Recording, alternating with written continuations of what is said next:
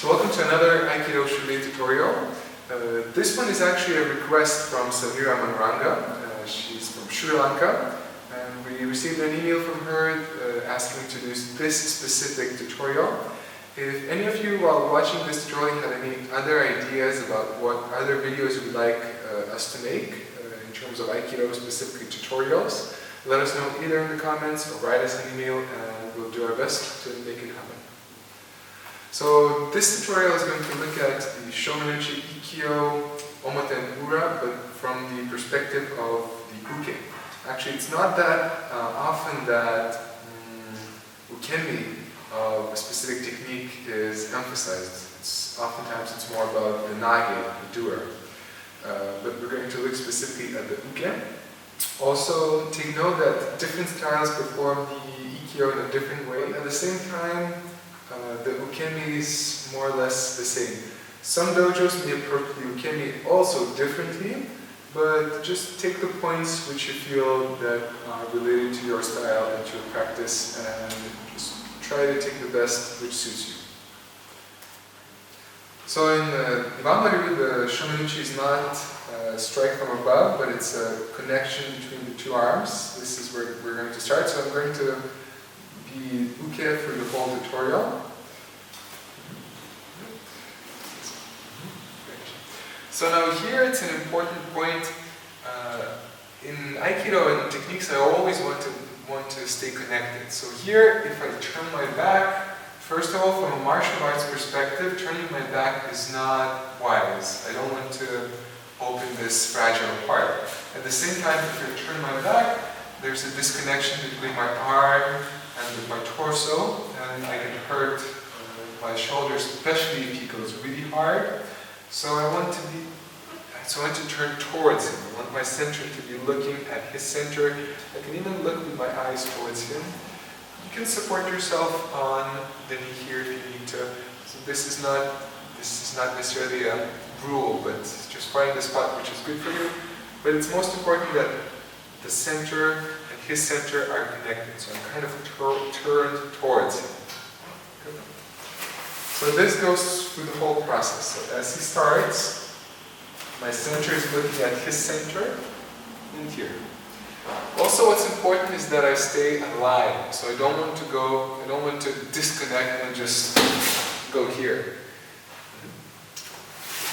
So since in Aikido, Uke is practicing as much, if not more than Nage, so I want to also stay in the martial art perspective. I want to stay alive. So in terms that he does the technique, here, and if for some reason he lets go or becomes softer, I can come back straight to him. So I want to have that option in my system. If I turn off, if I'm dead, here I'm useless. I'm just receiving but not responding. But I want to be alive, which also brings us to looking at our legs. You can go on your knee and still stay alive, center to center, but just don't go dead here.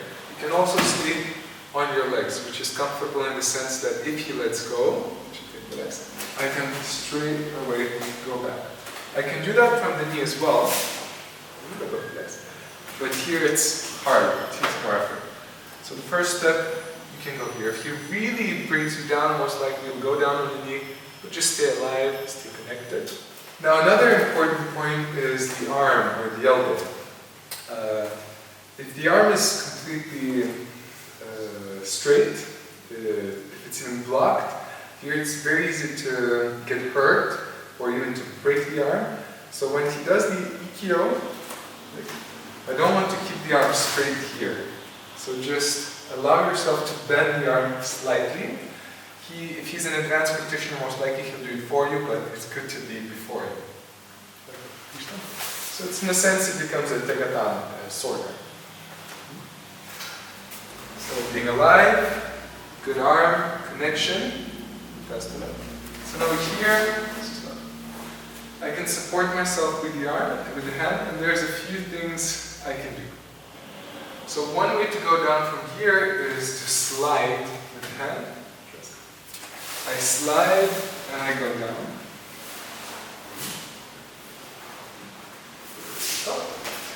So as I mentioned before, you can slide. If it's very fast, be careful, you can burn your hand a little bit. So it's not necessarily the best option, but it's one option. Also, what's possible is as he goes down and he puts your shoulder on the ground, I place the shoulder and then I put the chest and the rest of the body here. So now when you're lying here, the most comfortable or good position is with the front leg knee bent. The head is looking away from him and is under the head. If I look, there's a tendency to look, especially for beginners, to look at him, but the problem is that it's actually a bad turn for the neck. So even if you're curious how it looks, better look at it from other people, but keep your head here. So right now we're going to look at the Ura version, or the back version. So same principles. I want to stay alive, I want to stay with him. So I don't want to disconnect my arm from the body as if he would pull away my arm, but rather I go with him here. So that again, if he would let go, I could reverse. It's called Kaishiwaza. Here. So now when he continues, first I place my knee, then I continue towards him further.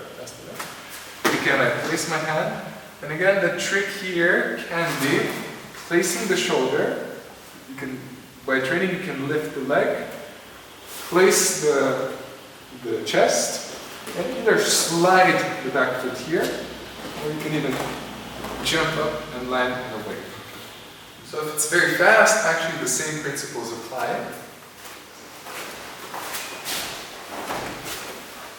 So, but take note that everything here is alive. It's not necessarily a rule. If the person, for example, is going really hard, straight down, and you first place the shoulder without stopping yourself with the other hand, it can be dangerous. So it's actually, by being alive, you always have to improvise and adjust to the person. But these are still the main steps.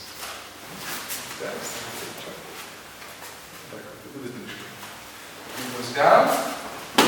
Knee, hand, shoulder, and weight. So the last thing I'll show for this tutorial, this could actually be a separate tutorial, but just in terms of the weight movement, it can be hard to realize how to do that. You can train it in a few different ways. Maybe later we can make a special tutorial for it, but just kind of to give you a heads up. One way to do it, you place your hands here.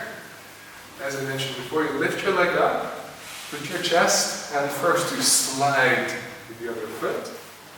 Hands, one leg up, chest, and look at the back leg, it slides, and the rest of the back tilts up. Then you can do it a little bit faster, and eventually just jump up the back foot. Chest, jump up, back. And then when you become better at it, you can start doing it from higher. So from here, chest, rest of the body tilt up. Just in terms of Ikkyo, maybe you notice that you do it with one hand. So with one hand by yourself, it would be very hard. But the secret with Ikkyo is that the other hand, the other arm is held by him. So that's also support. So here, he's holding me, so I can use his arm as a support. With this one hand. Now this hand, instead of the hand, I put the shoulder down. Shoulder, and this.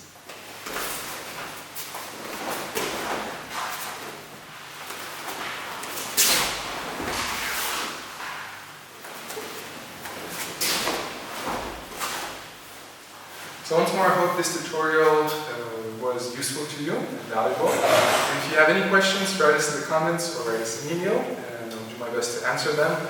And also, if you see some moments that you're not sure about, and maybe maybe there's another tutorial that you're seeking and you're not finding, just let us know. We'll do our best to make it happen.